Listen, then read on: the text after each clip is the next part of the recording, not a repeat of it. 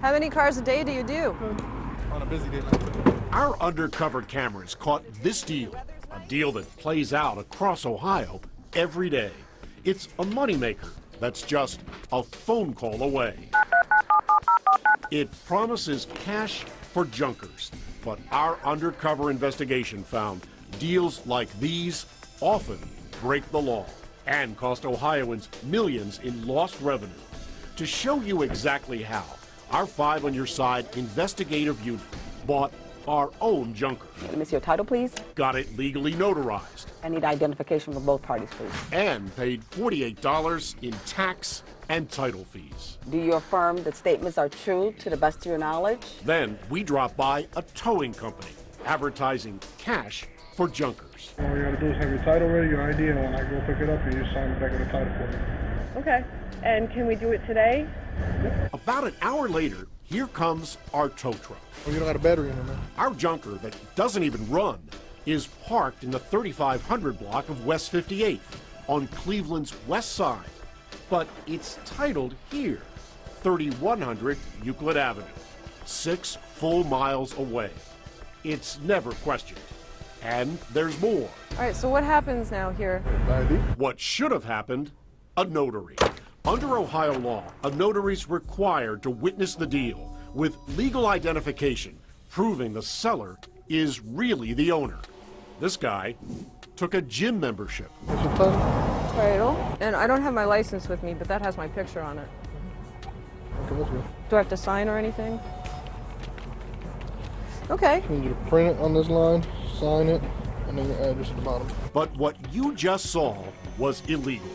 Mark Hoy is an investigator with the Ohio Bureau of Motor Vehicles. The law was broken at the point that the seller was not positively identified. That seller must be positively identified by a notary public that is sworn and affirms an oath to that seller of that motor vehicle. And what else? Money? Got the keys for it? So that's it then? That's it. All set. I got it from here. All right.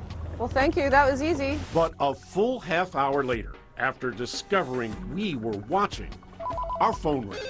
Suddenly, they wanted to redo the deal, this time at an authorized title office. Lieutenant Commander Judith Neal investigates illegal car sales for the Ohio Highway Patrol. We don't have the authority to go to every tow company and say, let me look at your records. And that allows tow operators and salvage yards to buy thousands of vehicles without obtaining legal title or paying taxes and title fees. That's lost revenue for the state. If I'm a scrapper who is breaking the law, this leaves a window of opportunity for me. Yes. In fact, since 2009, only one tow operator has been prosecuted in Cleveland.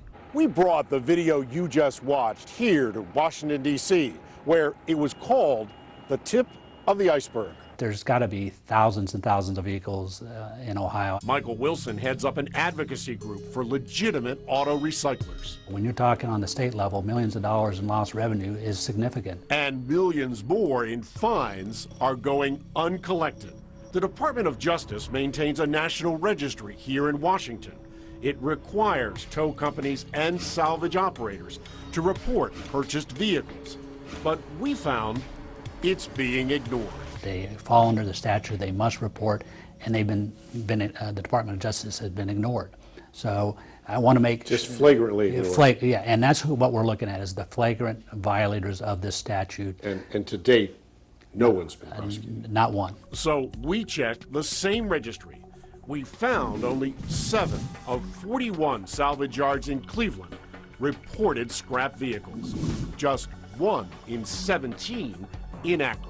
The scope of this problem is very great. It doesn't matter if you're in an urban county or a less populous county.